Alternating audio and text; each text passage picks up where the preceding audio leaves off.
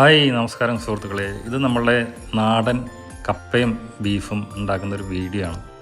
അപ്പോൾ രാവിലെ തന്നെ പോയി മാർക്കറ്റിൽ പോയി ഇറച്ചി വാങ്ങി അത് കഴുകി കുക്കറിലൊക്കെ ഇട്ട് കുറച്ച് ഇഞ്ചി, പച്ചമുളക്, വേപ്പില ഇതൊക്കെ അതിലിട്ട് കുറച്ച് ഉപ്പ്, മല്ലിപ്പൊടി, മസാലകൾ, മുളക് പൊടി അതൊക്കെ ഇട്ടൊന്ന് ഇളക്കി നല്ലോണം തിരുമ്മി കുക്കറിൽ വെച്ച് അടച്ച് അങ്ങനെ വേവിച്ചു.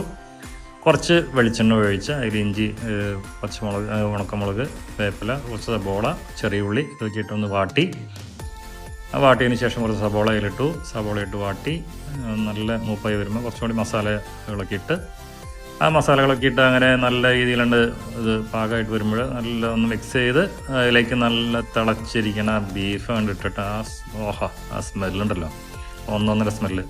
കുറച്ച് കപ്പ എടുത്താണ്ട് അരിഞ്ഞ് ആ കപ്പയാണ് വേവിച്ച് അതിലേക്കാണ്ട് ഇട്ടാണ്ട് ഇളക്കി ആ വെള്ളം ഒന്ന് വറ്റി കഴിഞ്ഞപ്പോഴുള്ളതാണ്. വാവ്, എന്താ സ്മെല്ലെന്നറിയോ. ആ